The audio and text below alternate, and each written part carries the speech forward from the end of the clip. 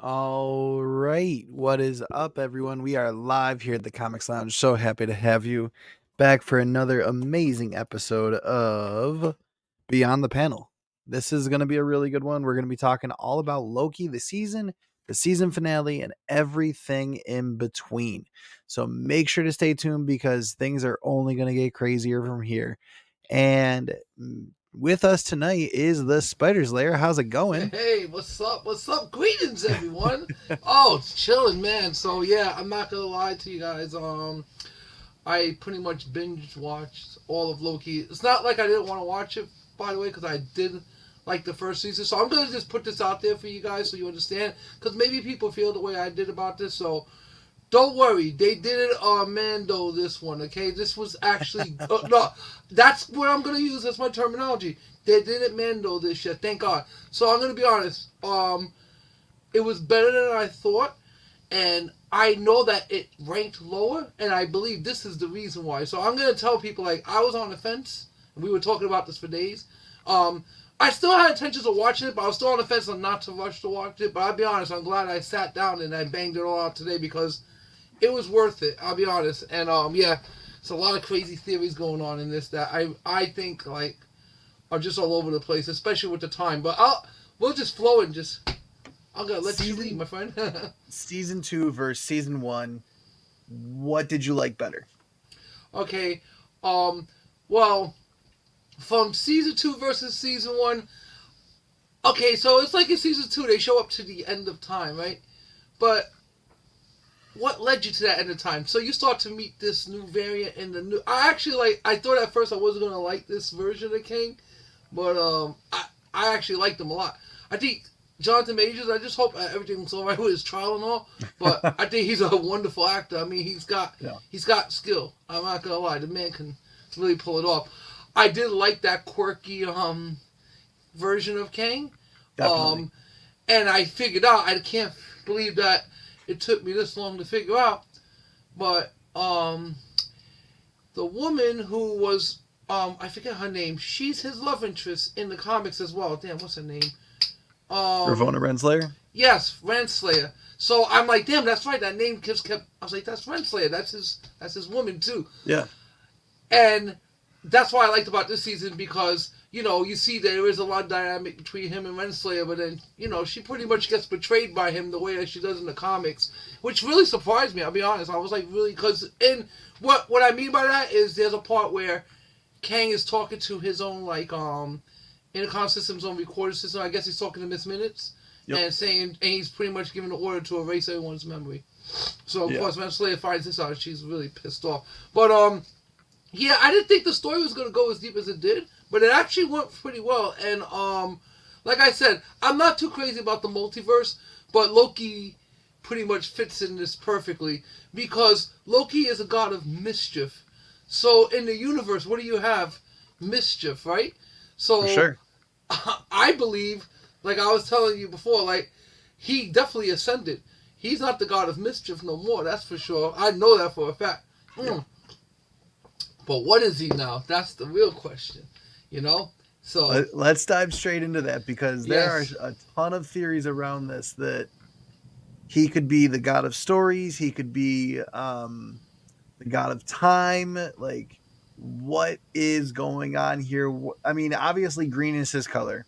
Yes. But yes. that green, as you said, could possibly be that he is the new time stone, so to speak. Right. In other words, if you look at the way the season ended and in the final episode, what he was doing was he was binding all the timelines that were collapsing, and he knew what his destiny was. He pretty much put himself in the timeline, but if you look at how the timeline was reconstructed, it wasn't...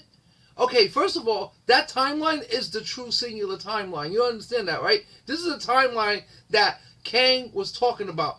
It kind of reminds me of a game. I'll go into it a little bit and it'll make sense. Called Soul Reaver. I don't know if you guys ever played this game, but pretty much it's about a guy named Kang and his left hand man, his right hand man named Azrael. But Azrael finds out throughout his destiny trying to fight Kang, what Kang didn't want to tell him was that you're going to literally become my right hand and become the Soul Reaver itself. I feel that's what happened with Kang. and Loki. He took Loki from being the god of mischief to giving him a job, which is to protect the sacred timeline. And that's where now he is the god of the, not only, I believe he's the god of time, but he's the god of the sacred timeline. And Yeah. and because, like I said, his color's green, that's the color of the time stone, that's the color of the eye of Yamamoto. He was already moving back and forth in time. He already learned how to pause time, rewind time, and control time. So then wouldn't that make you the master of time then? So in And a he way, can jump in and out of his consciousness just the same way that Kang could. And Kang was Right. saying that, oh, so you haven't figured out how to do this, this, and this yet. And it's like, okay, so this is where Kang started when he must have time slipped. He must have, during the multiverse of war, experienced something similar to Loki. And again, this whole season has been the Ouroboros effect. And I Yeah. just looked at one of where all the Lokis are running around the clock. Yeah. The season finale Loki version is the one that's in like chasing the first version of Loki that we see at the TVA. yes, I So, like, remember that. It's Yeah. all the Ouroboros effect happening. It's amazing. It's so well done. The writing for this show, for this whole show, not just season 2, but the whole show has been very well thought out, very well explained, and just like amazing. I can't even begin to explain how much I am in love with this storyline. Yeah, so I'll just go online and say, guys, I'm not a paid shell of Disney whatsoever. In fact, I've worked with them and I'll talk crap about them, but it's all good. But I gotta be honest, this was a really good show. I swear, not getting anything. So Disney, give me some damn money, and I'll say better stuff. So imagine if you pay me. But anyway, no, I'm being truthful. I would never lie to you guys. I'm always gonna say what I feel. And watching it, I didn't really have any like negative feelings going into it. But Yeah. I'm always thinking about Mando. I hope they don't Mando this one, and I was surprised pleasantly, and I loved it. I loved how they set up the story because, like you said, just with the time, he becomes the new Lord of Time of the real timeline. Because if you think about it, like what he did in all those time streams, where he pretty much wrapped everything up and made it one timeline, where they couldn't do that with the machinery, you know. And what I liked about this season was it explained more about the TVA. Like, in the first season, when you're walking around and you see the TVA, you really don't know what this place is. It looks kind of alien, but it has that freaking, like steampunk feel to it, you know? With Completely technology agree. mixed in. Oh, love the automat in this season for sure. So, what I didn't like about the first season was that, but at least now they explained everything about what the TVA really was. It's pretty much Kang's freaking city. It's what Kang made, you know. It's the one who remains. Because everybody, if you don't know who the one remains, the one who remains is Kang. You know, so pretty much you'll find that out eventually. They're not saying it, but we already know he's Kang. This is just a different variant of Kang. But I think but he said he's a true variant. He may be the main Kang because he's the protector of the sacred timeline. So what happened with Loki in this is pretty much, if you think about it, what he did with Loki was he trained Loki to give him this position because he knew what he needed to do in order to tie it up. He says, because you're not willing to kill your female variant, this is why everything's going to get screwed up and it's going to be your fault. So make a choice. Kill yourself, but Loki's like, nah, you know what?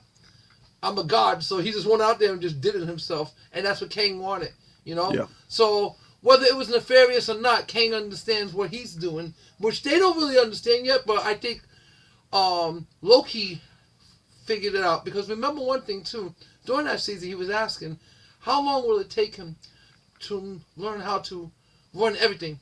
From the computer systems, pretty much how long will it take me to learn how to do this quantum engineering, physics, taking care of the ship, everything. Yeah. It said like about 100 years. So he was already like, you know, they didn't show it. I wish they would have showed a little bit of it. But he was already like training for like 100 years to know this thing, like to really become an expert at it. Like when he was taking it over, he knew exactly what he was doing, you know, like, and I was like, yeah, you know, that's good because he is the Lord of Time. Before he knew that, he could stay 100 years and keep doing the mistake over and over again until he gets it right. So I did like that because I thought that was very well thought out. And actually, even though it was kind of jumping all over the place, it actually kept continuity with the story. You understood why the jump was happening, yeah. And Well, that's what I love so much. Like as soon as I started to see at the end of the last episode, episode 5, um that he was going to jump back in time, and I was like, okay, is he going to jump back into his consciousness, or is he going to jump back in time the way that he's been jumping back in time, where he kind of sees right. himself?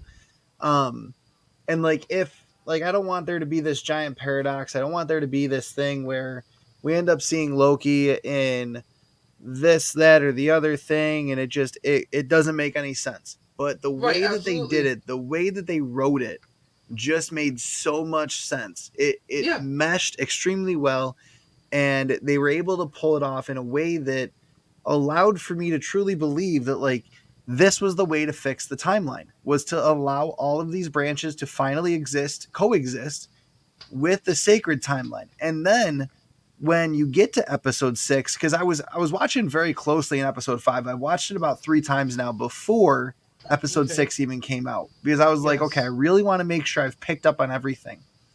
And if you look closely as the loom is entering the failsafe mode, it's starting to weave everything into a rope, the way that it Yeah. was at the end of, or not at the end, but the way that it was like in the very first season. Everything was in a rope, everything was very confined and compact, and it's exactly how you would assume like a sacred timeline would be.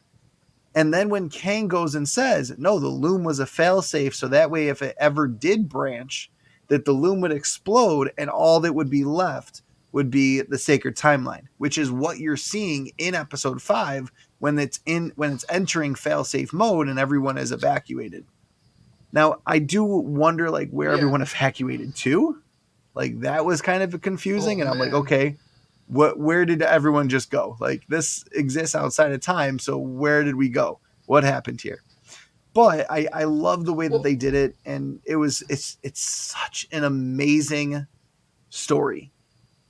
Like, I have an answer for what you just asked about okay, what could have happened to those people because they exist outside of the timeline. But remember, in the same episode, they had to pull Loki out of another timeline to keep him separated. So because they did that to him, I feel they all disappeared. But because he was separated from hmm. that timeline and brought in, like remember when he showed up from another timeline and then was pulled out Yeah, of the timeline itself. So this is how he got his power pretty much.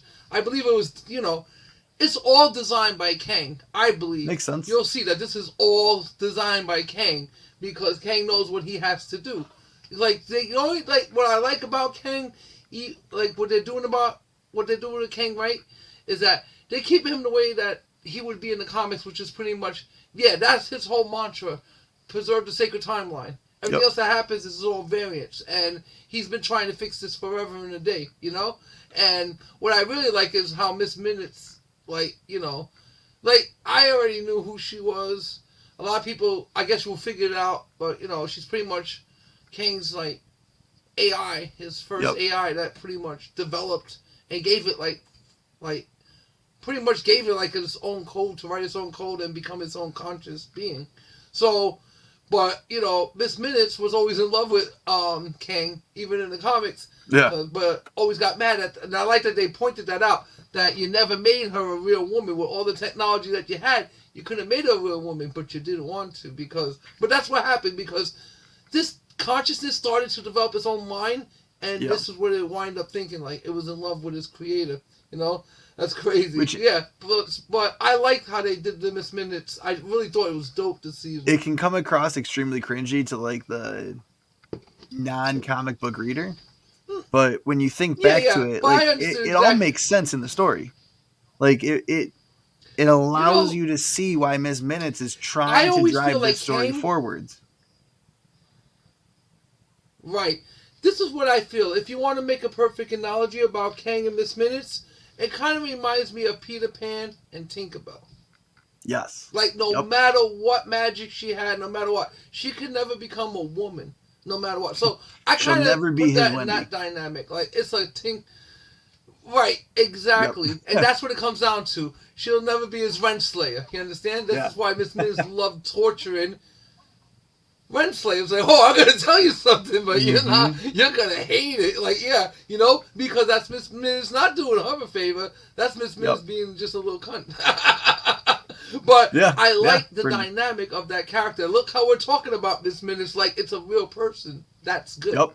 When you can get me engaged in a character like that, and I'm like, because I didn't think I was gonna care, but I was like, wait a minute, Miss Minutes is doing some crazy stuff. Let me listen to what Miss Minutes is saying, and I'm like, oh damn, okay, now it's starting to make sense. So yeah, I'm just telling everybody who's on the fence of seeing this, just go watch it. Trust me, you're not gonna regret it. I honestly gotta tell you, I thought they were gonna mess it up. No, I'm happy. Came out good.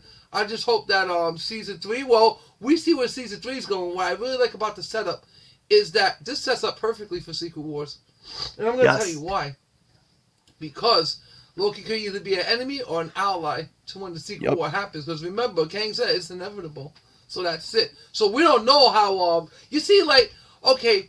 The only thing I don't like personally is that they're not doing Secret Wars the way it was done in the comics. Obviously, this is the Kang Wars, pretty much. That's what the Secret Wars is. It's not going to be about the Beyonders, which I don't know why you can't do that. I mean, you did Galactus back in the day. I'm pretty sure you can do that now with Beyonder. But it's all good though because I don't mind having this approach to it because I gotta stop being so fickle in my ways. like no, really, like I don't want to be that old man that's really fickle. Like I gotta understand that things can flow in a different way, so long as I don't care what it is, so long as the story is good and it flows well, And so far because now that I have saw this, I really don't want to see Quantumanium because, but I still feel like it's something I have to see now just to see that variant. Oh, you haven't seen Quantumania yet?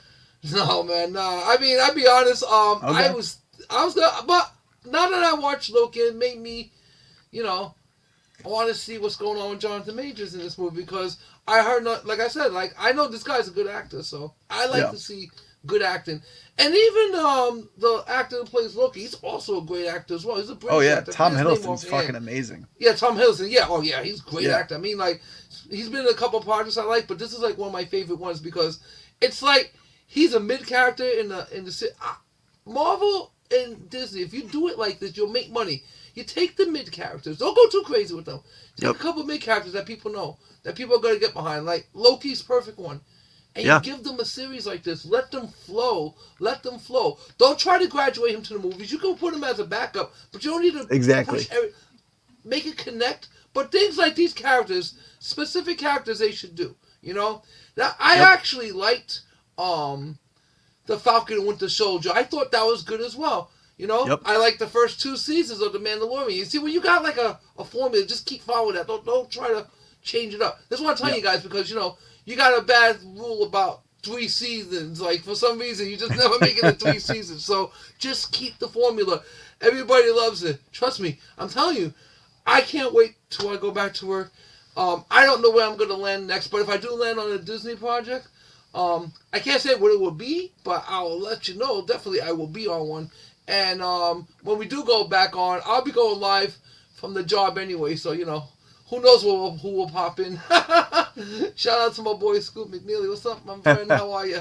I hit up one of my friends the other day, actor, and I was talking to him, and I was telling him about my comic and everything. Oh, by the way, look, I forgot to show you. So you saw the shirt, obviously, but look, check this out. I got it in the frame. I made my own hoodies. I did hoodies. I also did so I believe these are the hoodies. Yeah. And I also did pullover.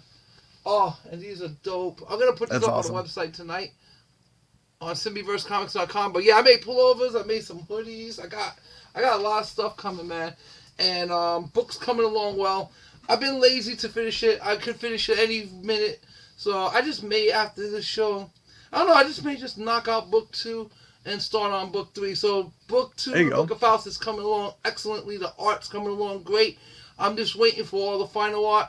We're like halfway up to the book now. Once the final art comes in, it comes to me.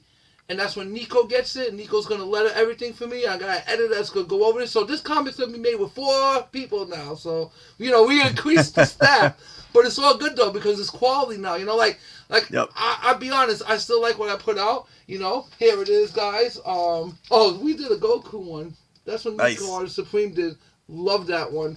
So, I'll get off my stuff now. But anyway, getting back to this because I really am very excited about. I didn't think I was gonna be really happy about Loki, so I'm really happy that it wound up being a good show. I mean, like So I. Yeah, I'm sorry. Okay. yeah, no, you're good. So this is why I think it's the first appearance of him being the god of stories and not the god of time specifically, because Okay. Agents of Asgard 16 is the first time we see Loki as the god of stories, and he that's a Secret Wars tie-in. The 2015 version of Secret Wars, but it is a Secret Wars tie-in, which then leads me to believe, since Okay. they're going after like this Battle World style of Secret Wars, and we're going to see a lot of or we're going to see one movie in 2024, which is Deadpool 3. It's going to feature the TVA. We know Mobius is in it. Loki's probably going to be in it, and Yeah. in some way, shape, or form.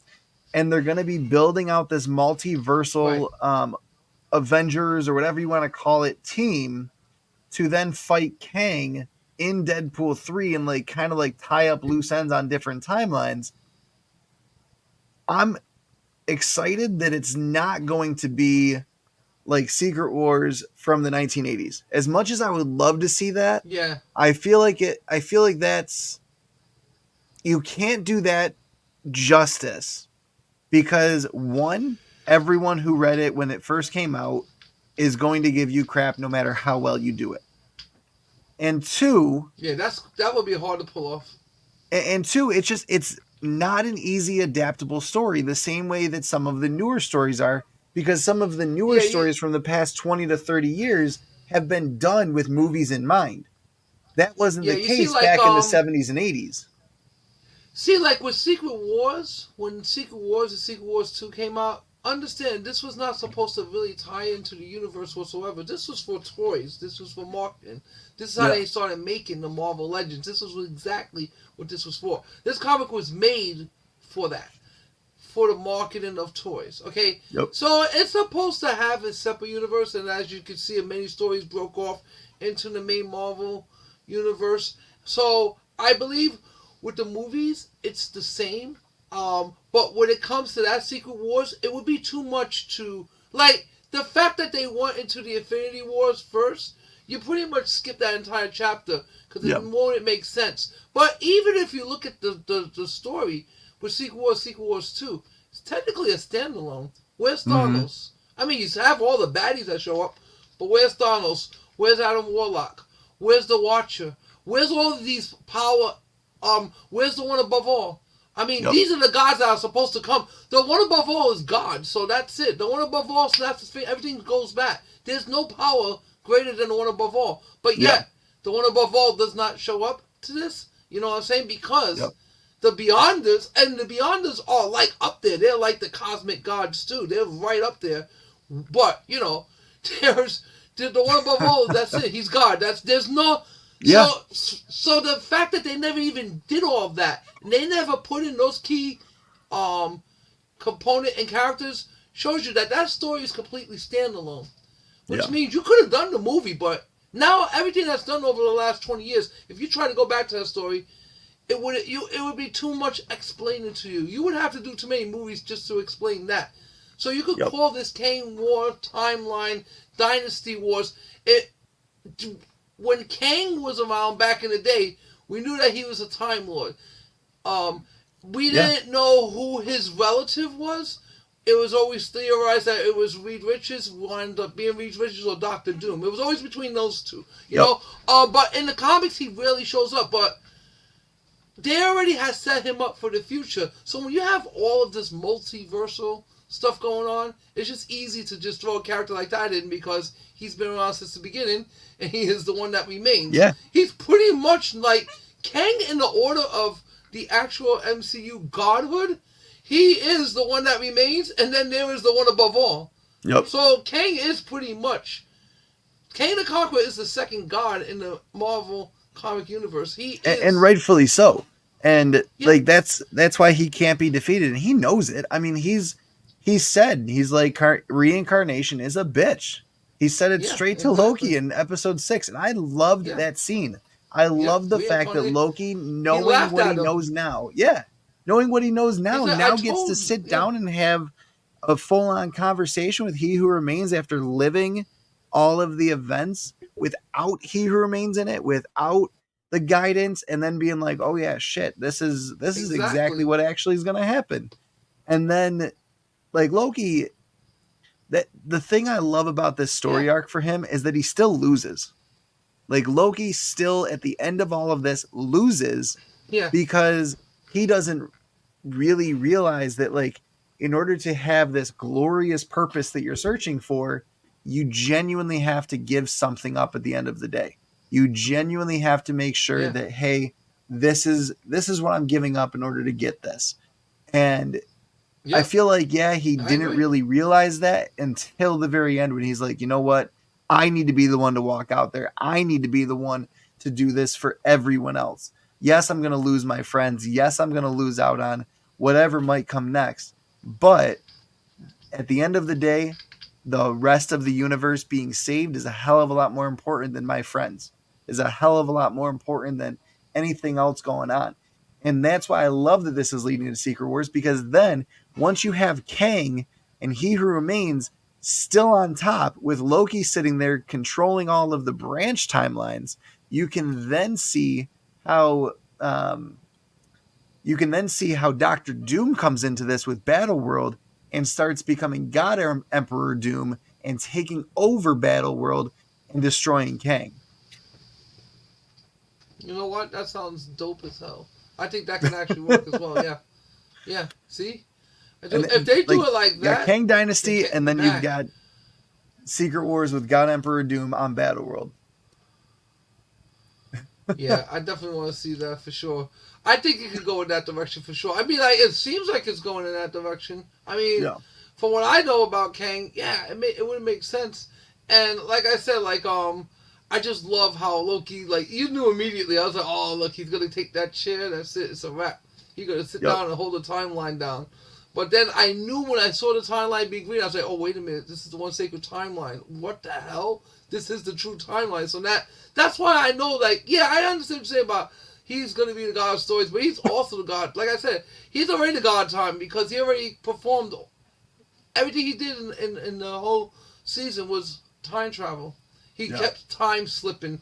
Remember, he was time slipping, but in the end, he learned how to control that. You know, and once he learned how to Yep. control that, he kept going back to the points where everything was getting screwed up.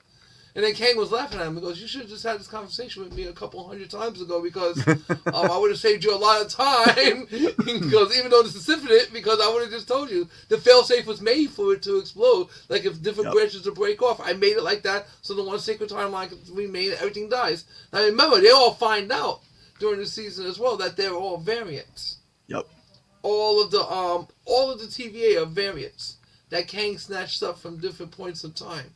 It's just crazy. And they go back to their lives, and it looks weird because, you know, it's like, you guys don't know what the hell how to live here. Yeah. They're just trying, you know, they're just going back to their timelines and trying to live big. And, one guy was an actor. That I found funny. Like, I forget the chick that he worked for. She was like the sergeant at arms, I guess. Yeah. The one with all the medals, and Yep. her, I call her boy toy because there was just something weird going on with them two. Oh yeah. Like he was yelling at you, like what the X5 hell was or that whatever. about? Yeah, Yeah. X5. Yeah, that's what it was. X5, like sitting there with his head on this girl's head. I'm like, the hell? She's like old enough to be your grandmother, man. Get out of here. So, Yeah.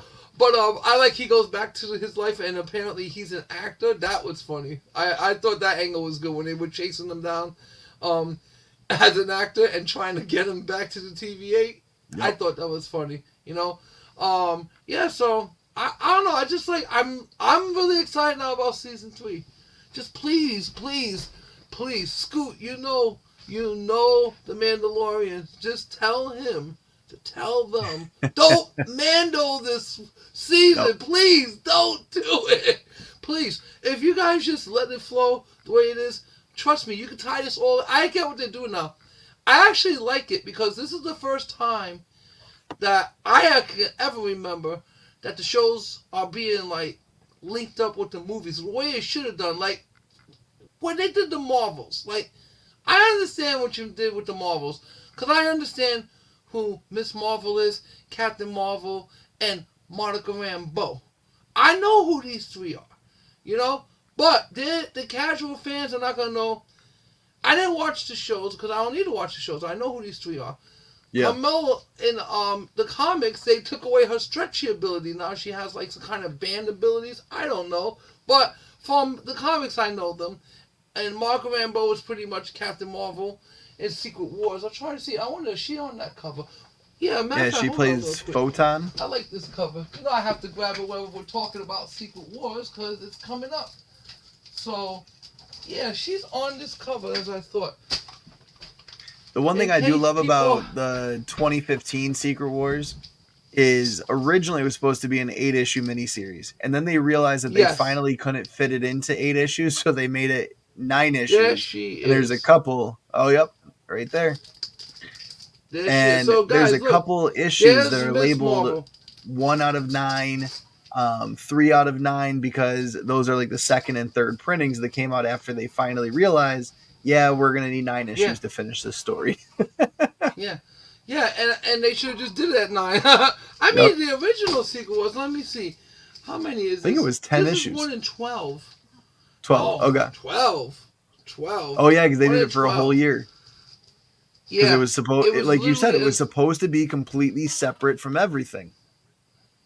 Which it was, because this was pretty much this was the first time that they took the Avengers, Fantastic Four, Spider-Man, X-Men, all of the bad guys, and put them together in one series. They have never done that before. And they've never done it since, besides the Secret Wars. That's what Secret Wars is for. It's so the original, like I said, original marketing behind this was about toys. This was to get them to sell toys. And it worked, because I remember this comic when it came out, and I'm telling you right now, even when I was a kid, this was almost impossible to find. It was just selling out everywhere. And who cares? And I guess the toys were coming out then, and I do have a few from back then, some original Marvel Legends and stuff. But that's what it's done for. This was complete separate. But it did bleed off, like I said, certain stories did bleed off into other things.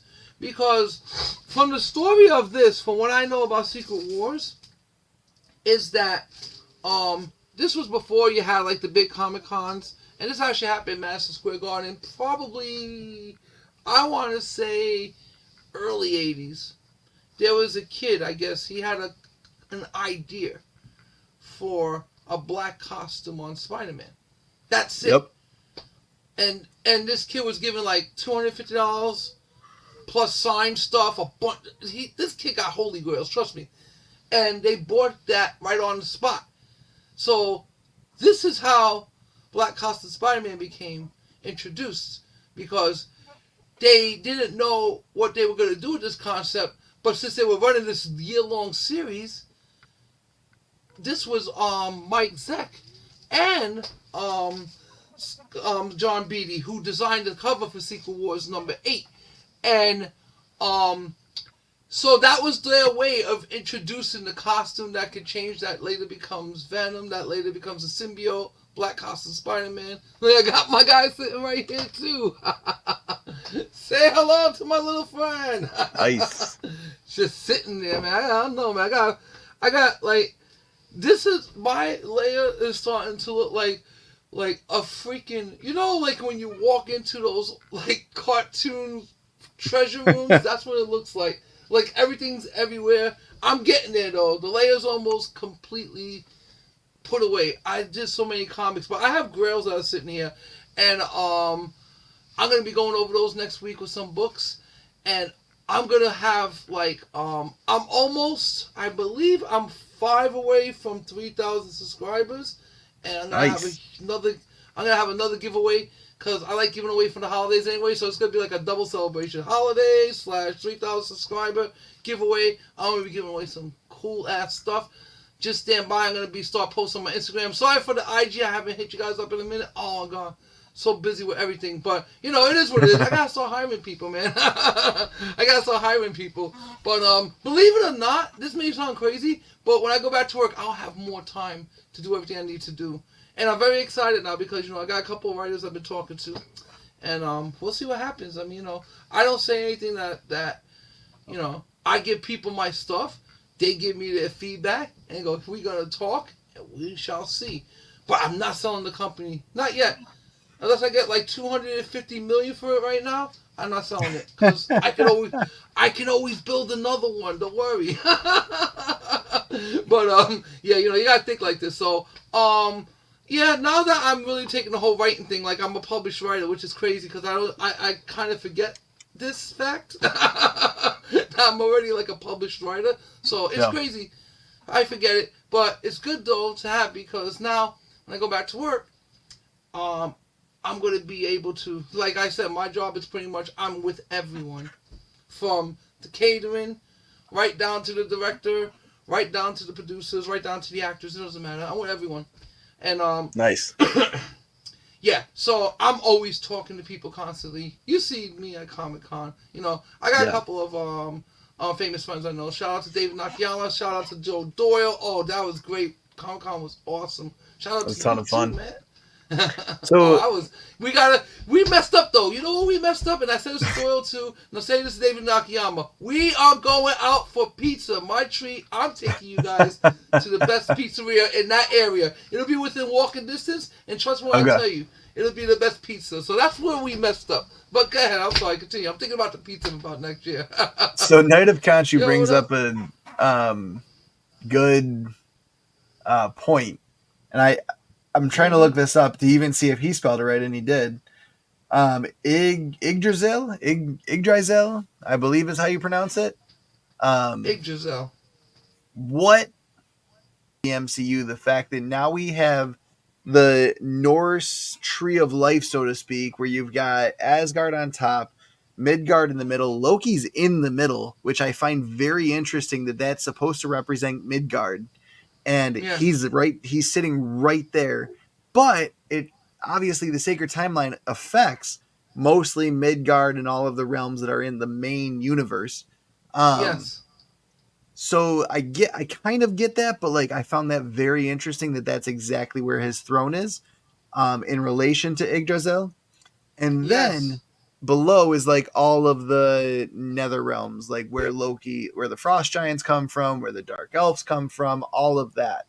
But basically in this version, it's all of these branches lead into, those are the roots of the stories that Loki is going to allow and tell and be a part of and all of that. And then it's all going to branch back out into this amazing multiverse. It makes sense, and I'm going to tell you why. He's sitting. When you're sitting, what are you doing? You're telling stories. So I don't know. Yeah, you may have a good point there. I thought about that long and hard. I was like, yeah, he is sitting and he's preparing to tell stories. And this is, like you said, this does represent the realms of Asgard. The timelines could be those realms, and that's why he did it like he did, because he knew that remember what they were saying. The other variants was telling Loki that we're playing God, but Loki turned around and said specifically, without hesitation, we are gods. Yep. So, in his mind, remember, and that's why I like how they do the flashbacks. When Loki shows up there, he's got revenge on his mind. He wants to take over Asgard. He's the king of Asgard. Yeah. But there was something in Loki that, okay, he was drawn there, but there was something in him that he took control. He is a ruler now. He just rules sacred timeline. He took control. That's what he did. I don't think he realized that that was his destiny, but once he realized it, he just pretty much, that's it. I think he realized it a while ago, because remember, he kept going back and forth in time and trying to fix the problem. He probably realized it a while ago, but didn't want to acknowledge it. It's one thing to think that you can fix something. It's another thing to not know what you have to do and be like, you know what? That's a little hard. Let me try going back and forth in time a couple 100 years and see how it works out, It was easy for him to do that than to just do the one thing that he already knew that he needed to do. And like you said, it does make sense. I'm just trying to figure out how this will tie into Secret Wars. Is he going to be an ally of Kang? Because Dr. Doom is going to go after Kang for sure. You know this to be the case. And this is why in the comics, it was always theorized that Dr. Doom and and Kang the Conqueror were related. But no, it's Reed Richards' like great grandson. Because for what I can remember about my my Kang the Conqueror knowledge was like he's born in the year 2900, and he's a freaking scientist that's bored, and he just does some time traveling, and this is how this He's like the starts. 30th Goes back to the century or past. somewhere in there. Yeah, 29 something. It was like the 30th century. Yeah, 29 something, and he's like and in that society, everything's pretty much dull and boring. You know, like Yep. all your needs are met. Everything. There's like he has the soul of an older person. He feels like there's adventure that he has to have, but there's none. And that's the vibe I got from Victor Timely. Yes, is that he felt like that he Victor needed Timely, an adventure. Yeah. Yes, yeah. And he's drawn to that, and he knew, you know. And then when they explained it to him, he had no problem. Not only did he have no problem understanding what was going on, no, he had these designs already made back then, so he already had his designs done. I would love, like, for me, season 3, if you guys really want to touch on Loki and you want to touch on Kang, you should go back to the old school Kang when he was King Rottentotten. I forget his name exactly. King Ramatut. Yeah. Ramatut, yeah. Ramatut.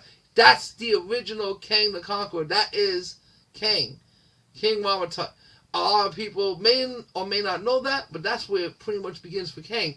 So I would love to see them touch on that. And like I said, when you see all this, it can connect to the Fantastic Four. It can connect to the great timeline wars that are supposed to happen, because Kang says it's inevitable no matter what. It's inevitable. It's going to happen. Of course it's going to happen, because he's at the end of time. So that means he's seen everything that's happened from the beginning up. But imagine to have, like, how do you, and this is one thing about Kang, that it's going to be impossible to beat him, because people beat him all the time. He just has the ability to go back to correct his mistake. What Loki was doing is what Kang does. That's why I like what they did with Loki, because I knew exactly what he was doing. I said, oh, he's controlling the time skip, and he's doing what Kang does. He's traveling back and forth in the timeline. And he's trying to figure stuff out. He's not just doing it to fix it. He's doing it to genuinely understand, which is what we saw from him when he was explaining to Kang.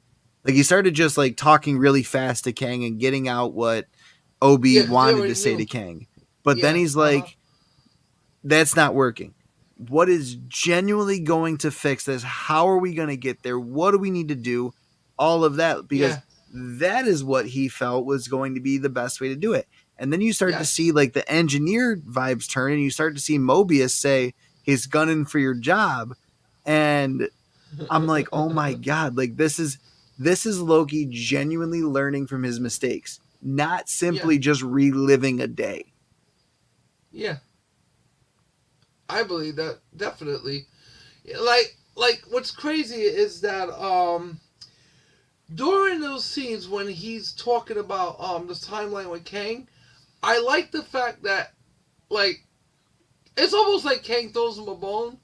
Yeah. But then I like what Loki tells him. He goes, how do you know we didn't have this conversation already, and this is your second time having a conversation with me instead of this being my first with you? And he was like, good point. Like, he started thinking about it, like, yeah, maybe he's got a good point there, because that told Kang that, he learned how to slip through time. And then when he was doing that, if you see that part when he's doing that, it's like Kang's like, yes, he's like, in my mind, he was saying in his mind, Loki's ready. Yep. And this is what he was ready for. Like, that's exactly what it was. Fix the timelines. That's why. Yeah, that's what I believe. And if that's the case, then I say, like, that was some good writing. I'm not gonna lie. That inspired me. For the first time in a while, like, I'm actually like the Disney. Like, this and The Mandalorian were the two shows I really like. So far, with this show, it's going well. I think Marvel, and from what I've been hearing, just from everything that's going down with the strike and everybody going back to work, okay, so there's definitely a lot of cuts coming, in a way, because, you know, a lot of people got raises, but in a way now it's gonna even the playing field, because they're going to be really, like, they're going to be stringent on their budgets like they should have been from the get-go. Yeah. Because remember, I showed you the budget to the Little Mermaid, and I found this to Yep. be kind of ridiculous that Disney spent $297 million to make this film. The thing about that is that it's one thing for you to spend that kind of money, but it's Yeah. another thing when you're spending it on. And I'm not shitting on Halle Berry. I've seen the girl; she's lovely. I never cared if they made a white black. I mean, I'm not a mermaid. Imagine me getting mad. Why did you change the mermaid? I don't give a damn about the mermaid. You know what I'm saying?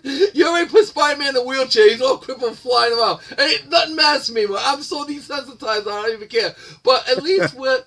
okay, so what I'm saying is that the point I was trying to make is that why are you spending $297 million on an unknown actress? Oh, I don't even get that. It doesn't make sense. It made no sense at all. And they knew that it made no sense at all. But this is what happens when you just go for things of virtue signaling instead of just concentrating on writing the story that's going to be compelling no matter what. You notice there was zero virtue signaling in Loki, by the way?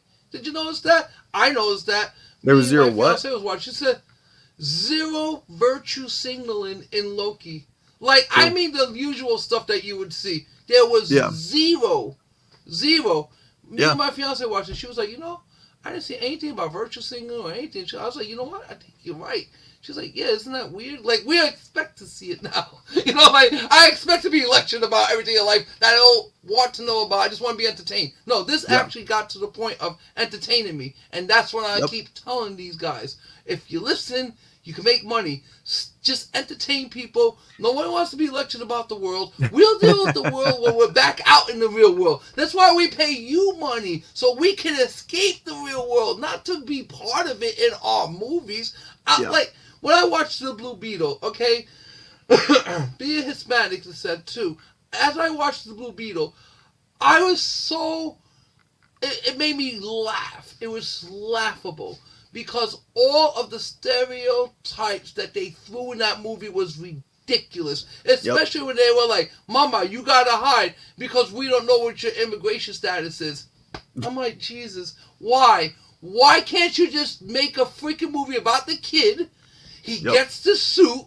He finds the enemies. They beat the hell out of each other. He kicks their asses in the end. And then he goes. Why are you putting this whole psychotic family in there that are illegals to begin with? They're saying it, not me. It's not like I'm saying, they're illegals. They're saying they're illegals. You're putting them in there, and apparently these people know how to use alien guns.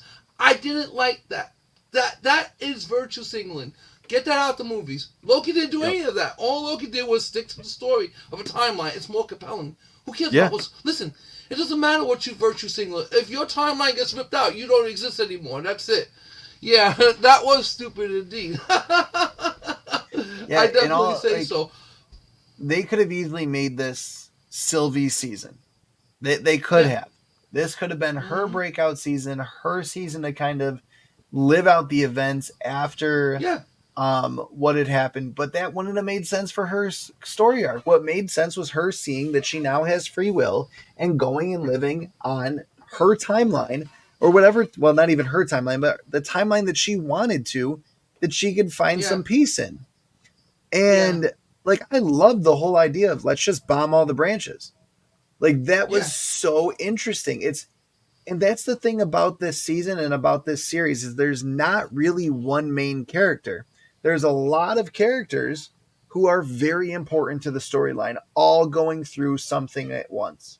Yes, Loki is the main person who's experiencing the main shit, but he's not the only one going through the story. And I feel like that's what a lot of these movies, not even just superhero movies, have been about lately, is one character dealing with all the shit. And it's like, that's not how life works. There's a bunch of people in a story that all experience stuff. And you have to say what all of them are going through, not just what one of them is going through.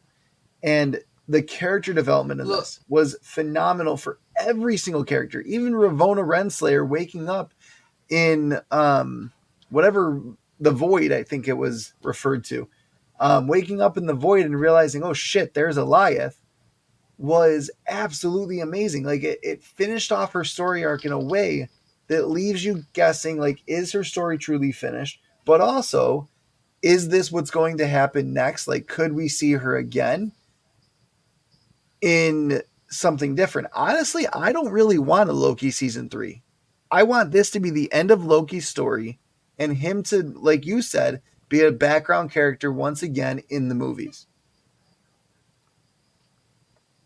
To Pull be him like out that when you need God to. that comes when it needs to be. Exactly. Yeah, and I agree with that. That's why I say with you too, they should end that too. But we already know they're not going to. This is why Yeah. I'm already preparing to see 3 because I know they're not going to stop. You know, they're not going to stop. Unless, because I don't know how it did compared to the first season, but I did hear that it didn't rank as well this season. But like I said, I think it's more of people thinking it was going to tank just because Yeah. when you start putting out stinkers, Disney, you lose your customer base loses faith. Good thing I got Yep. all that stuff, so I'm good. So I just like went on my little magic and I watched Yep. everything today, and it was good. I mean, I'm glad I got to watch it. So if anybody's out there who's on the fence of watching Loki, season 2, if you like season 1, this is a way better season. I feel Yeah. it's way superior in a lot of ways because season 1, it's kind of like my comic. I wrote it, and it's like it's a little confusing, but when you get to the second part of it, it'll make more sense. And that's what I liked about season 2 is that it now ties together all of the loose ends and it explains things in more detail. But you see, when I was writing my comic, I was thinking about that too. Like I did rush kind of a couple things, but I was also thinking about that. But no, we can always go back and explain everything, and it'll be better because then you already have a sense of what's going on. Now I'll be able to elaborate on everything in more detail. But to get you hooked and just to get you in, I just wanted to take it, run, and let's just go, and we're just gonna keep going from there. But that's why I like that kind of writing. That style of writing to me is good. It's like let's just get to the story, but don't worry. Along the way, we're gonna catch up on everything that needs to be said. You will be filled in. It'll all make sense, And I like stories like that because then you anticipate what the next episode is going to be about, what the next comic's going to be about, how this is going to end, how that's going to play out. I love to do arcs like that. I love how arcs go like that. And when they did that for Loki, I thought that was a good arc to do, and I was very happy with it. So, I just hope that one day I get to work with you guys. I like to work on the set, but we'll see what happens. I mean, I'm all over the place, so I have no idea what I'm going to be doing. That I'm being told now pretty much by my peeps to just start hitting them back up December 1st. There's a bunch of people that got to get their numbers in, the union stuff. You gotta make your book and all that. I understand that. I'm good, so I'm like, yeah, I give them a call December 1st, see what happens. But from what I understand, we're being told that if work is going to be in December, you're going to have 2 days off in December this year. That's it. Christmas and New Year's. That's it. The next day, Christmas, you're going back to work. Everyone. It doesn't matter because, this is Christmas gonna be Eve, like you're this getting for off, 6 St. months. Nick's dropping off the presents, and then you're back to work. Yeah, that's it. That's it. Get your ass to work the next day. Yep. And you ain't getting your ass to work the next day late. No. You better get your ass at 5 a.m., 6 a.m. Well, an hour before your shift starts, just to be on the safe side. Oh, yeah. I'm starting my day like at 3, 4 a.m. sometimes. Trust me, I'm early. I'm always early. But it's all good, though. But once we get in that flow, that's it. It's just going to be... it's going to be like this for 18 months, probably. I hope not. But, hey, it's not going to bother me at all. I can still do all my... Like, the hardest part for me when I started doing my manga comic was just getting it started. But now that I've done it and I completed it, I feel like now it don't matter. I could be sitting in my job chilling in my van, getting all the hours I need to myself, and I can just start knocking stories out and getting things done and, doing business and taking care of my website and running everything while I'm fortunate enough to do that. And at the same time, I will have merch on me. I will be presenting it to whoever wants. Hey, you like this? Yeah, well, I got a shirt here. I got comics, and that's it. I'm just going to keep continuously hustling. We broke over 100 comics. I haven't really sold anything in about a week or two, which is okay. Everything's getting a little slower. I'm still very happy at the fact that I got a lot of support. Thank you for everybody out there, especially my Instagram family. Y'all know who you are. You're the core of my entire success. Thank you guys. I'm telling you, couldn't be with nothing without you guys. Even this show. Thank you, Chris. And you know Of that's how course. Chris feels too. We're nothing without you guys. Believe me, you guys are Yeah. everything to us. I'm not this damn companies. No, no, no.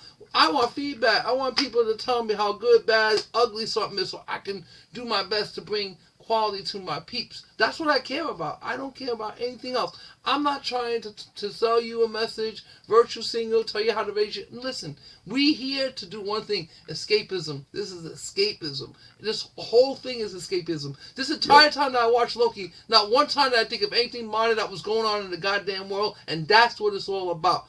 The point of I don't have to worry about there's a war going on. I don't have to worry about anybody virtue signaling, trying to sell me something, trying to give me a mess. No, I just want to be entertained in a story that exists outside of reality. And this is what this does. Episode 6, And I caught that's the best way I myself. can sum it up. I caught myself staring at the screen more than pretty much any other episode of this series.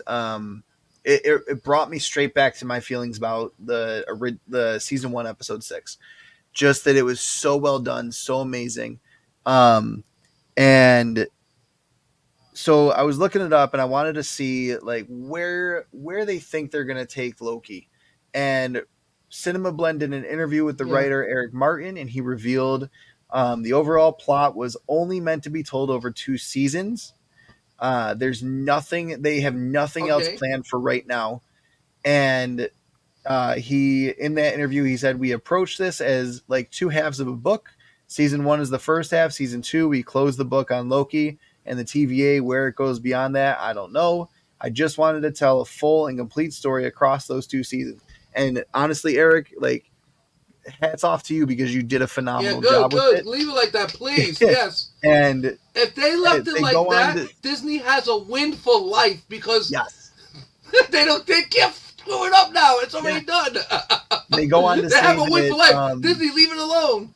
That's gonna be like that. That's gonna work in the sequel. Isn't them shutting the lid? Like Marvel could say, let's do a season 3, but not call it Loki. So don't Mando it. Don't say this is the Mandalorian, but do like a season of the TVA, which I would be totally game for. If you want to do a season of the TVA leading up to Secret Wars and like what the TVA is doing to prepare for it, go right ahead. But don't call it Loki if it's not about Loki. No, that's my feelings about. Just like don't call it Mandalorian if it's not 100% about Mandalorian. Don't call it the Book of Boba Fett if there's not a fucking book. Or even worse, what the hell kind of goddamn Mandalorian is supposed to be Boba Fett? I know he's not a Mandalorian, but he never takes his goddamn mask off in any of the movies until the goddamn Book of Boba Fett. And I'm like, what the hell? What the hell? You were acting like a fake ass Mandalorian the entire time. Now you're just like, you know what? Oh, fuck it. I ain't no Mandalorian. I'm just take it off and chill. I'm like... I honestly wonder if the actor wanted to get like his... wanted to get his dues for being Boba Fett and was like, you know what? I'm taking this off so everyone knows who the hell is under this mask. Who knows, right? And they're just like, you know what? Leave it like that. And I wouldn't be surprised. I'm telling you, I've wound up in a couple of things over time. I gotta find a couple clips I'll show you. That I've walked into like an actual shoot. But I'm like, am I in a shoot? But I'm not losing it. So I'm kind of playing along to shoot and I'm going about my business. And they're like, and cut. You, who are you? Oh, I'm from the truck. I was going to be picking up one of you guys. Okay, good. You're in the shoot. All right, thank you. That's it. All right, go. That's it. So you're walking across an entire set of people shooting, but they're not telling you they're shooting. But of course, you see the director sitting there, the big ass screen, and I'm like, well, why am I being told to go this way when everybody's walking normally anyway? It's weird. The job I got is the weirdest thing because I could. Anything changes on set. That's why things like that can happen. You can have a mistake like that, and they'll be like, perfect. A lot of directors love that. A lot of producers and directors, like, I mean, they don't want people from the street walking onto their set. Yeah. But people like us that when we on set, and then we realize we're actually like, I did it once.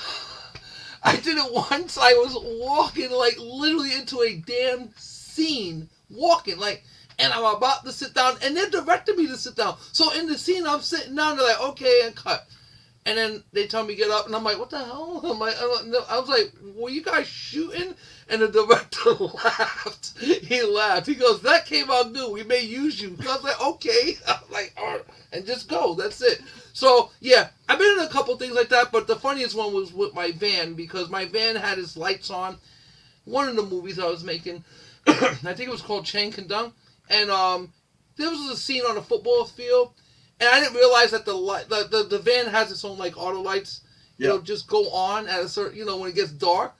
Yep. So the lights came on, and I hear on the radio, hey, somebody with that van, shut the light off. And then I hear the director come, no, leave that light on. It's perfect. It's lighting up what I need you to light. The van's going to be in the scene. Go. And I'm like, really? Okay. So now I'm just sitting here, and I got this camera coming over, and it's filming. And I'm like, what the hell's going on? Like, no, I was told, turn the lights off. Then I was told by the director over the radio, leave the lights on. We're going to shoot that as well. Like, it's part of the scene now. So, yeah, it's that easy, like, for this kind of job. So, I've stumbled and bumbled into scenes, It's like your boss telling you to do something, and then your boss's boss is like, no. He's fine doing what he's doing. I told him to.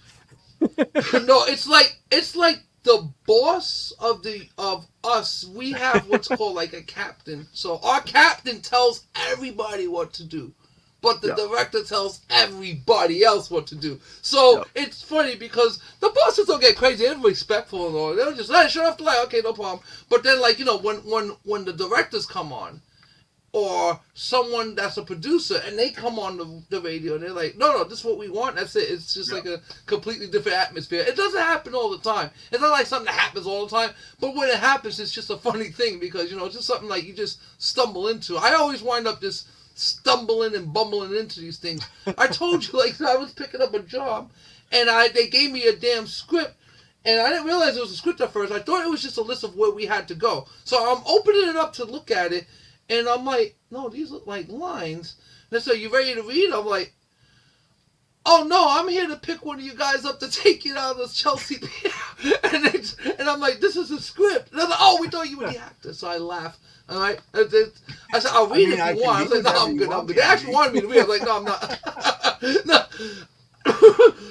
They did ask me to read when I said that, but I laughed and just got the hell out of there because my boss was watching me down the hallway, and he's laughing. He goes, damn, I can't leave you anywhere when I'm trying to recruit you in some job. You ready? I was like, yeah, man, get me away from this Hollywood crap. I just need to go. But it's funny, though. I mean, who knows? Maybe one day I'll actually read it. Yeah. Native Country says it makes sense. Actors rate more than the writers. Yeah. And I feel like that has to do with what we were saying about, like, Boba Fett. He probably took off the helmet, and the director's like, hey, yeah, go with it. Sure. Yeah, exactly. I mean, why not? I'm telling you, there were parts of Boba Fett that I enjoyed, but overall, that was just they had the perfect opportunity to do a bounty hunter war story, and they chose to do something so out of left field that it just didn't land at all. Like, I don't understand why they chose to go in that direction. And I mean, it wasn't woke. It wasn't like we were doing this because it would hit a whole bunch of new markets. It was basically like, hey, this is what we think Boba Fett fans would like. And they didn't.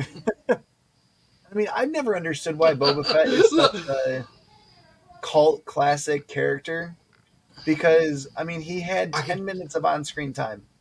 He never really did anything extremely badass in the movies that he was in. But everyone was like, oh my God, this is amazing. Like, but there's so many other Mandalorians who are so much more amazing. You know what it is about him, though? Because I think for lore's sake, he is the damn clone. He is the clones. He cloned himself, and they used him as the army that they built for the Clone Wars. And why did they use him? Because at the time, he was considered to be one of the best freaking hand-to-hand combat specialists in the galaxy. He was a bounty hunter. This man hunted. That's what his job was. So, in that aspect, I can see, like, why he would have an importance. Because if you think about it, every freaking stormtrooper is him. Yeah. That's, in reality, every stormtrooper is him. So, in that way he holds it. But yeah, you're right. In the movies, he didn't really do much. He got his freaking jetpack hit by Chewbacca, I think. Or Yeah. no, I think it was Han Solo shot him with the pistol, and he just started spiraling down, and he gets into the damn freaking worm. But I like how they go into the Book of Boba Fett like that. See, that's when they were starting out like that. Those first 3 episodes, I was in. I was like, yes, what happened to you during this? And then you get to see, and it makes sense. You see, he's all messed up from it, but he survived. But then, like, after the 4th episode, I don't know what the hell was going on. He was having weird dreams. He was, like, walking around now without a mask. He's becoming a nice guy. Like, what the... No, what the hell's... 3 episodes were good. After that, I checked out, honestly. But it was going good. I mean, I had to finish the series, but yeah, episode 4 was just... It's like, okay, why does he now need to be like this folk hero? Why can't he just be the bounty hunter?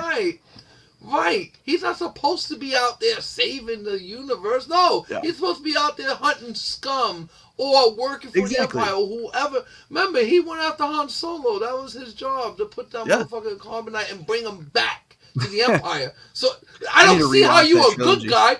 Yeah, I don't see how you're a good guy after that. Okay, I did this to Han Solo. Oh, but I'm a good guy now. I'm gonna help you guys. Don't worry about the hero we sent away. No, that's all good. I'm gonna help you guys. It's stupid. It was what it was. When they did that, I was like, oh. And if they would have done like more of a character change, a character story arc, something where he starts to change, I could understand. Like he does go through a changing period when he's living amongst the Tusken Raiders. And I love that part of the storyline. I thought that was so interesting. It changed the lore for me. It really like allowed us to see a different side of like someone that has always been this nuisance. And that's all they ever were was a nuisance. And you got to see that they're genuinely like a clan of people, the same way that any other clan is of a nomadic nature, from like that kind of primitive nature. But that there was no story, there was no character development in there. It was mainly story. You didn't learn about him. You didn't learn about why he might want to change, why he might want to be the hero. There was nothing in there that kind of spoke to, I'm going to make this massive life-changing event after I almost just died. If anything, I would be trying to get revenge on them goddamn asshole who put me in that hole. That would be my whole thing. The whole Book of Boba Fett, if I was in it, would have been like, where the hell is Han Solo? And let's go find his ass right now. He shot me into that damn hole. But no, instead he regroups with some chick he doesn't see before, that she wears the mask more than he does now. And I'm like, what the hell? Who is she? What? What? You're gonna do? You're helping what? I'm like, oh, no. What the hell? It's like you took his balls. You took Boba Fett's balls. Why? They did. I'm sorry. They took him. They took him right off. They demasculated him. You know? And then let's not even get into the season 3 of The Mandalorian. Oh, my God. So instead of getting into that. Okay. Let's talk about what we were talking about in our chat. Do you honestly like, because here's where I'm at. The whole idea of like, let's go get dinner and watch a movie has kind of died ever since COVID. That's not been a thing anymore. I mean, I haven't, obviously since COVID, I haven't dated. I've been with my wife for the past 6 years now, and we've been dating for 8 years. So like, I don't really remember like 2-3 years ago people dating and like what kind of dates they're going on. But it seems as though the whole idea of going out, grabbing a dinner, and then going to the movies is done. Like that's no longer a thing. People go to the movies and they drop $20 to $30 for 2 people just on the tickets alone, which is up there in price. That's like going to a very minor league sporting event, if not a little bit more than that.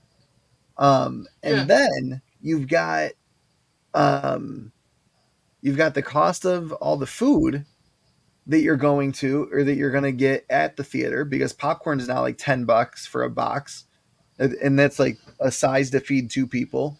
Then you've got a drink, and if you get one $10. drink, that's another $5. Like, you're talking about a $70 night just when you've sat down to watch the movie. That's not if you didn't. That's if you didn't go get dinner beforehand. You're talking 50 to 70 bucks Yes. right off the bat. And Oh yeah, that's crazy, right? like, are theaters pricing studios out of making a profit because people are just like, you know what? I'll watch it when it gets home. Well, I'm gonna put it to you like this, and the answer to that is yes, and I'm gonna tell you why. Because well, it's two answers to that question. Okay, the theaters take half the profit. That's a fact. Yeah. You know that, right? They Yep. take half. They take half. You know, um, not only do they take half, um, Which is baffling to me. yeah, I mean, All take you're half, doing but is putting put all you're doing is putting the disc in the device and pressing play. Like, obviously there's a yeah. little bit more to it, but like, realistically, that's what a Look, movie theater is. look. I'll be honest. When I was a teenager, and I'm old, I worked in like the real old school theaters where like Yeah. the freaking film, it was real film, that real, Yep. and it's not like you would think. Sometimes they would come in canisters, and you'd be like, okay, but most of the time they ain't come in canisters. They would come in a wheel like the size of like five. It's a freaking 5-foot wheel. Right? Yeah. 5-foot wheel, and this is the entire film on a 5-foot wheel that then gets put on a special spindle that when they first premiere it, it goes through the machine and then it goes into those two big wheels. But Yeah. it comes in a freaking big ass 5-foot wheel, and we in some of the theaters would have to take this thing, and I'm talking about like three of us. We're pulling this thing up a weird, freaking narrow way to get it up to the to get it to the booth. To like, there's no easy way to do this, and you're just sitting there like with like a 200-pound piece of film, and you're pulling it, and it's horrible. And you're hoping you don't screw up. But that was back then, yeah. Oh man, I'm hoping I'm not dropping it on my boss, but my boss didn't piss me off that day, so I'm holding it tight. I'm like, move, man, I'm gonna drop this thing, and we're getting it up there. And it's just crazy. So now what you're saying is true. Yeah, it is not. I mean, I can see them still using some film, but it's nothing compared to what we had to haul around. I mean, we were hauling around fire death traps. I mean, I've been in this industry kind of like in one way or another since I was very young, so I've seen it all. But yeah, you're right. So they get half, right? Now this is another problem with this as well. Not a problem, but it's expensive, like you just said. So everybody just got a raise. So let's ask ourselves a fundamental question. Since you're a teacher, right? Who's gonna pay for that raise? We are. There's your answer. So as expensive as anything you just said right now is, expected to get even more expensive within the next year, for sure. And So, yet theaters or not even theaters, but studios are wondering why their movies aren't making money. Because people are either pirating this shit, which I don't agree with, not because I think don't agree with either. like, not because I think that it's wrong or anything like that to do, like, ethics aside, I really don't give a shit.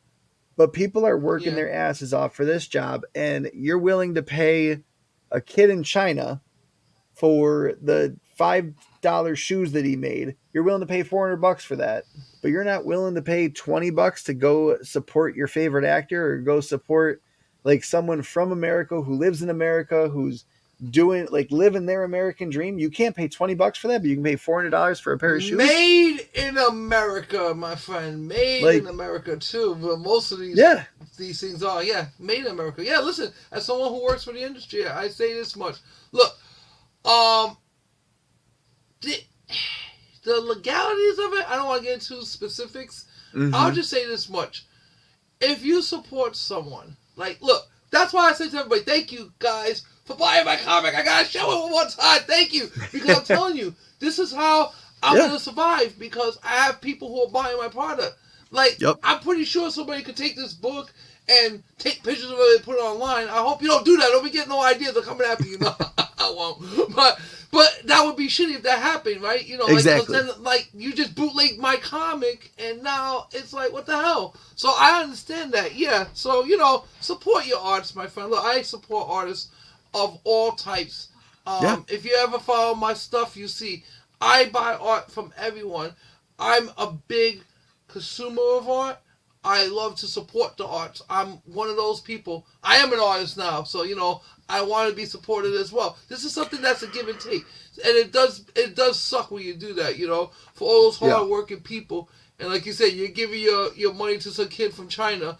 I used to have these guys walking around, so you know what I did for a living. So now, I remember one day I'm in Chili's, and I'm calling these freaking people walking around in Chili's. Like, with DVDs while I'm sitting there trying to figure out what I want to eat, and I got this Asian person coming up to me and was like, showing me movies.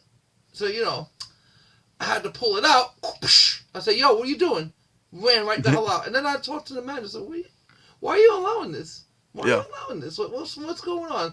I said, do you want the feds on you? This ain't even a police issue. This is more like a freaking Fed issue. This is a the people who deal with this is FBI and Secret Service. That's a Secret Service thing. I swear to God, they'll go after you for that. I haven't seen it, but I heard that if they had, I know there was one warehouse though back in '08 that was raided. This was by NYPD, and it was a freaking the biggest like bootlegged distribution they took down. And I'm talking about, like, from what I understand, it was about, I say, $35 to $40 million worth of like pirated merchandise. That's crazy. And movies and DVDs.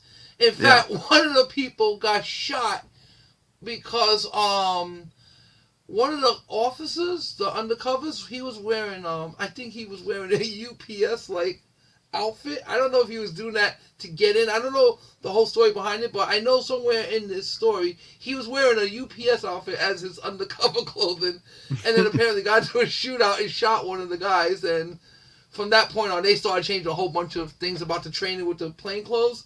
But it was just crazy because they said that this bust was like about a $30 to $45 million bust. And this was like the biggest one back then.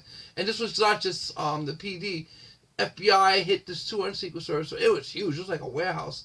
And man, one of these guys, I guess, was running or reaching for a gun or whatever the case was, wound up getting shot. Hey, you F around, you find out. That's it. Well, so in that, not just that, but like, I'm wondering, because I see it all the time at school when I'm checking in on what students are doing on their Chromebook. I'm looking at Lightspeed and I'm figuring out, okay, is this kid actually doing what they should be doing? They're on Watch Series HD, watch this, that, or the other. Like, every pirated website you could think of, they found it. So, like, the kids are watching pirated content of TV shows and movies at school on school laptops. Wow. And I'm like, I said to one of the kids, I'm like, this is a federal offense. Like, this is not something to play around with. This isn't even like the Rochester Police Department is going to get involved. You are going to piss someone off to the point where the FBI is going to get involved. And that is an offense that you cannot come back from. That's right. Record everything. Put it on record and put it on TikTok. Like, let's do this on TikTok. And like, that's another thing is the kids, because they have so much technology in their hands, they don't realize that how much money they're taking away from someone's pocket by spending time watching this over and over and over again. They're not just watching this shit once. They're watching the same stuff over and over again. The day it comes out on their laptop, school issued laptop. And like, you can't tell me that that's not biting into this bottom line as well. Is all of the pirating that's going on lately. That's true, Chris. But if I was you, I would have had the kids set me up today. I would have did film day, and I would have had the Marvels playing in the classroom. And you'll see yourself later on TikTok. Look at this teacher streaming the Marvels in class live. That's what would happen. But yeah, I understand what you're saying. Yeah, and what's funny is that this is what everybody caters to, and these guys are not gonna pay you. We the old school. We don't care. We understand. They're not gonna pay you guys. They grew up in this technology where you can just take your stuff like that. They don't care. So you're catering to an entire generation, Generation Z, which I mean, I call them Generation Sleep, like Generation Z, literally. Look, we're at Comic-Con, Chris. Now, I'm not calling no one out. I'm just saying what I saw was a bunch of young people in their 20s, sleeping under the stairs of Comic-Con. They were already pooped out. It was only like 1 o'clock in the afternoon. Where did your energy go? It's only 1. I'm 3 times their age, and I'm back and forth, back and forth. Or 4 hours ago. And you're sleeping. Because, guys, number one, Gen Z, no one gives a shit. Period. Just toughen up. Number 2, get sun. Number 3, eat right. Number 4, exercise. You guys are like Z, the Z. You're Generation Z.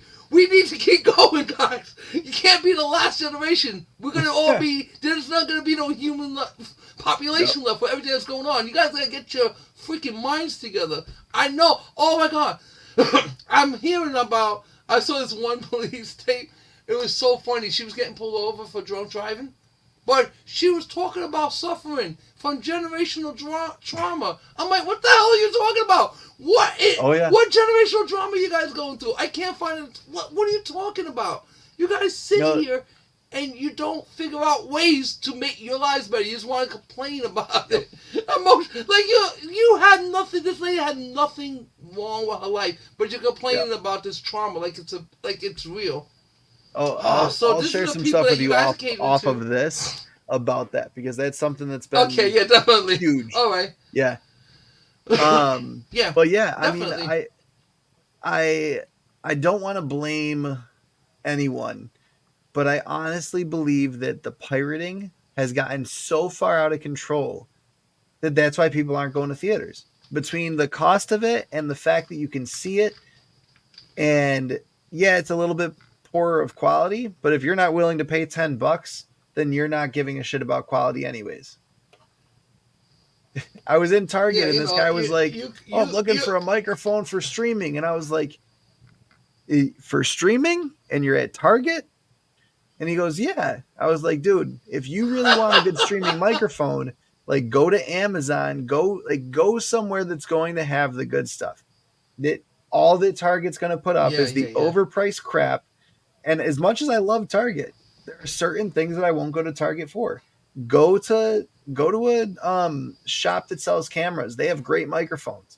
Go to a shop like Best Buy. They'll have great microphones. Don't go to Target. And his wife looks at him, smacks him on the shoulder, and goes, I told you. He goes, how do you know all this? I was like, because I stream and I researched this. Like, this microphone is something I put on my Amazon wish list, and a follower bought me because they saw it there. I don't even know how the hell they saw it there. But like, I was talking about it on a stream, and then like a week later, it came in the mail. I was like, that's amazing. I think they got my address from a act of kindness package I had sent to them when they first started following me and getting really involved in the channel. But yeah, I mean, it was one of those things. Or no, actually, they messaged me and said, hey, I want to send you something. And I was thinking it's going to be a comic. And then a microphone comes in the mail. And my wife goes, what the hell is this? I would have put a note in it and said mic drop. No way. I'm gonna be sending you some nice stuff for Christmas. I have a bunch of I have about 4,000 comics I haven't even got to yet, but the last haul I got some good pieces in them. I mean, like, wow. Some of these are gonna be gifts, trust me. Like, what I got in here, I'm trying to find one that I really like. Like, I picked these up recently. Like, this is what I'm keeping for myself, but look, I got that annual Sensational Spider-Man. But I got I'm trying to find them. I got a bunch They're deep. Well, I'll tell you off camera because I want to surprise you anyway. So. Okay. But yeah, I'm gonna send you guys some stuff. It's gonna be nice. Don't worry. I got a nice good haul. Cause I'm gonna start doing my shows again when I'm unpacking these. Cause, okay, so, how I collect, I've always collected, but like I said, about the Comic Consortium, I collect them.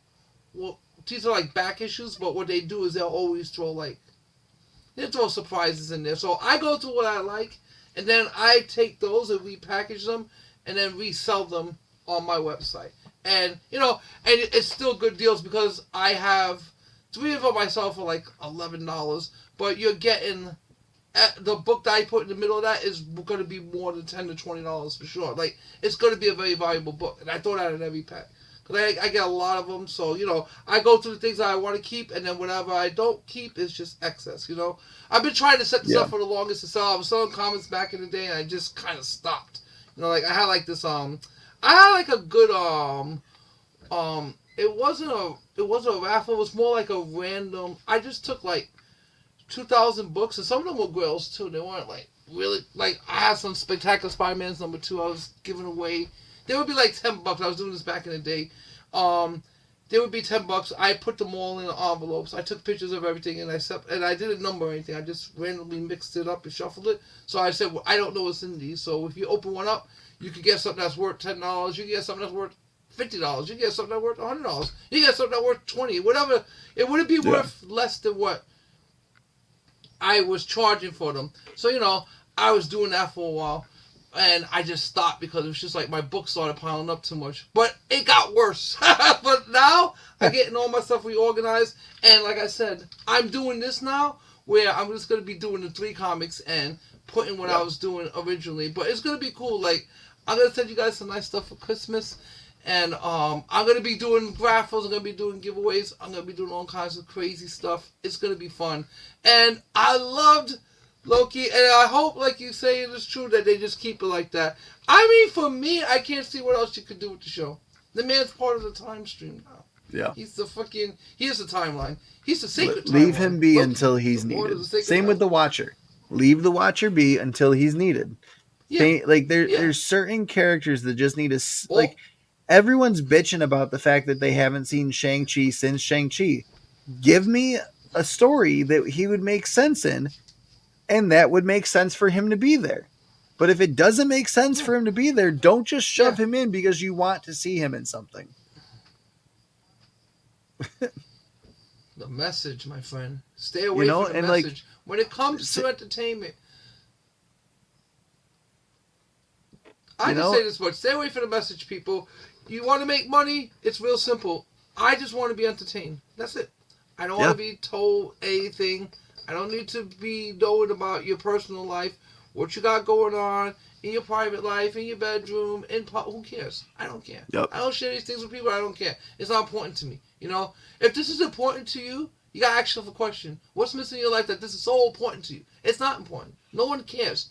From this side of the aisle, nobody gives a damn. We never talk about this, How's your wife? She's good. How's my fiance? We're good. And we keep it moving. That's it.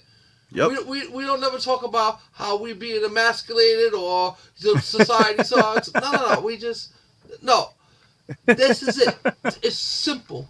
It's simple. And this is the problem with most of these people lately. It's just simple. You guys got to keep it simple. Just keep it simple. It's not hard to do. I mean, I get it. Oh, life is tough, but Jesus... Okay, this makes me laugh. This is a little off topic, but I don't know if you ever see these commercials. It's making me cough. I don't smoke, but I'm coughing thinking about it. It's funny. You ever see these stupid freaking vape? I know they're doing this for dramatic emphasis, but I don't know. It's hard for me to tell.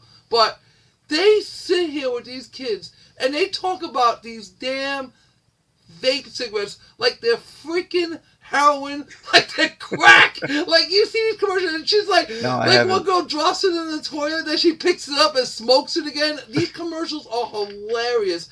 It just makes the freaking vape pen more powerful than crack. And I'm like, if this is what these kids are really addicted to, you guys have no idea. You want to survive anything when I was growing up. You would be dead. You would be one of those kids that tried something and died. Because if cigarettes is doing this to you, vape cigarettes, if this is doing this to you guys, oh my God. You guys have no idea. You couldn't drink with us. You couldn't smoke with us. You couldn't do anything with us. You would die. You're too soft. Like, that. But I'm telling you, I'm going to send you the commercials. And you'll see, you're going to laugh. Because it's like they're treating this thing like it's a freaking real drug. It's just nicotine, people. That's it. They're like, oh, I can't go anywhere now. I have to have a vape in my life. Like, what? What are you talking about?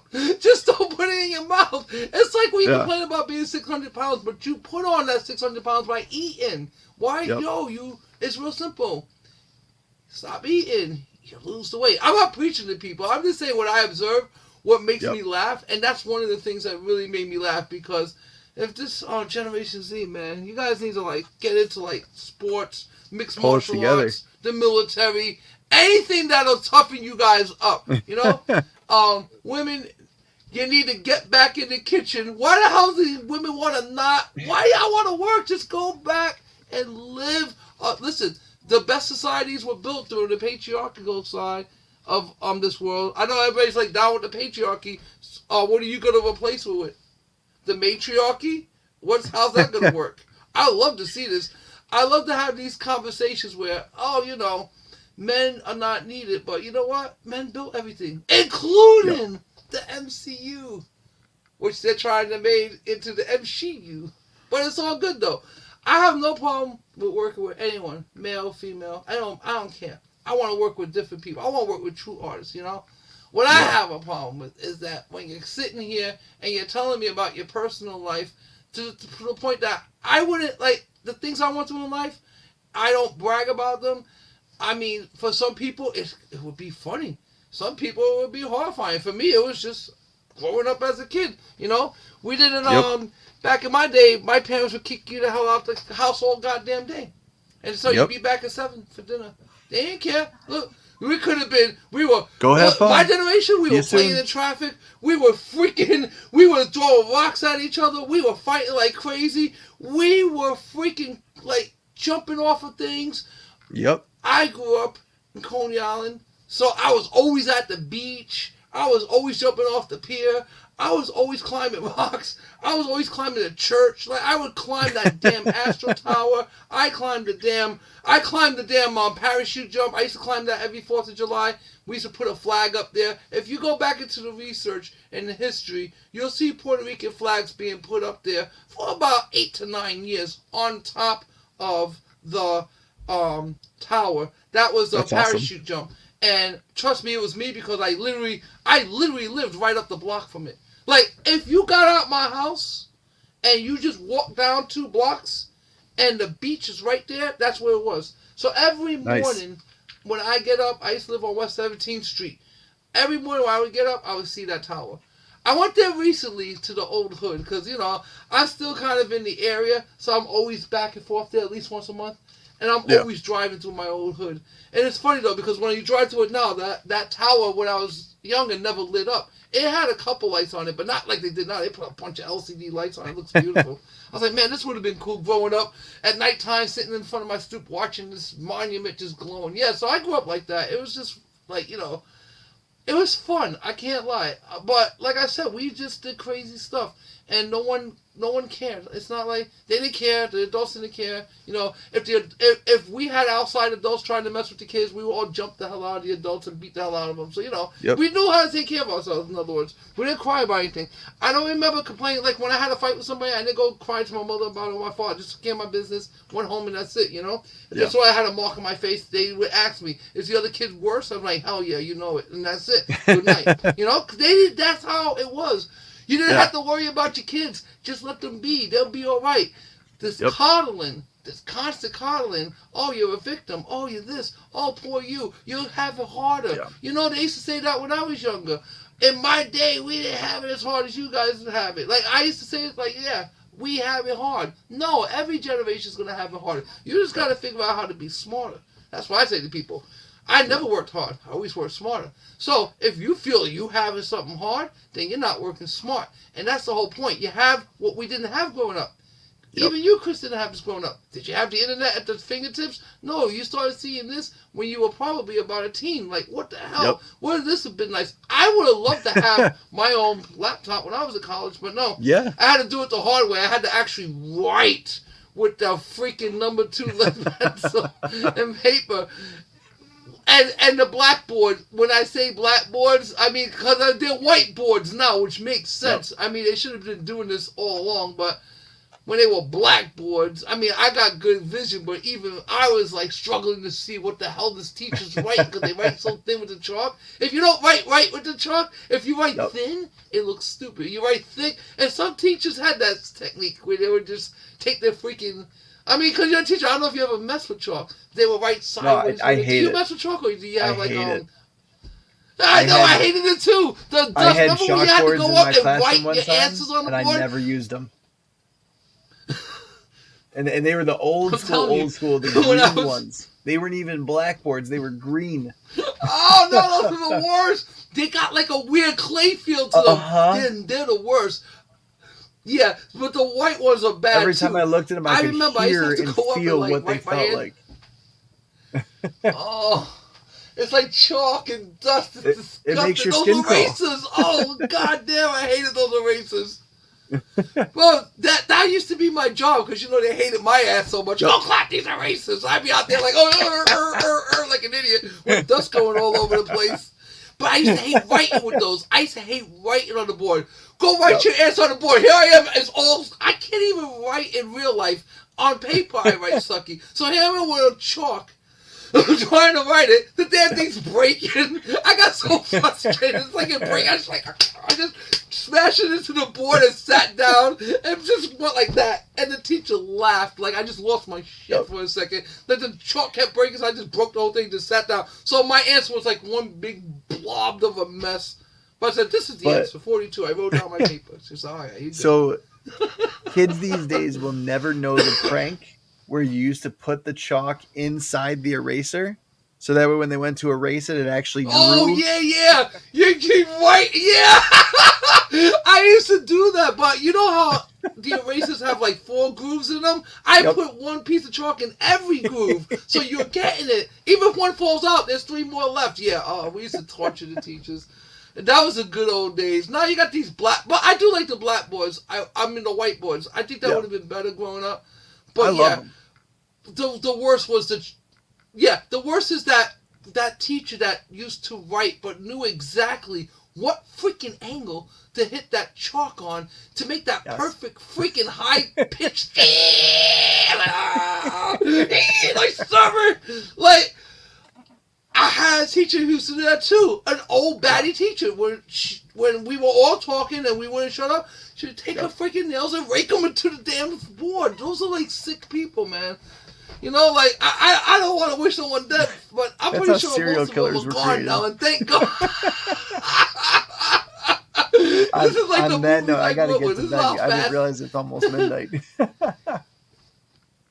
Oh, man, is it? I didn't even realize I was having so much fun. Yeah, it is. That was cool, though. But, yo, I have no idea what we're going to talk about next week, but, yes, you too, my friend. I'm going to get out of here, too. So, that was fun, Chris. I'll see Definitely. Stay nerdy, comic fam. We'll go see the Marvels. I'm gonna go see it tomorrow night. I'm excited for it. I'm going in with low expectations, but I'm excited for it. So go watch that, and I'll do a review after. Have a great night, everyone.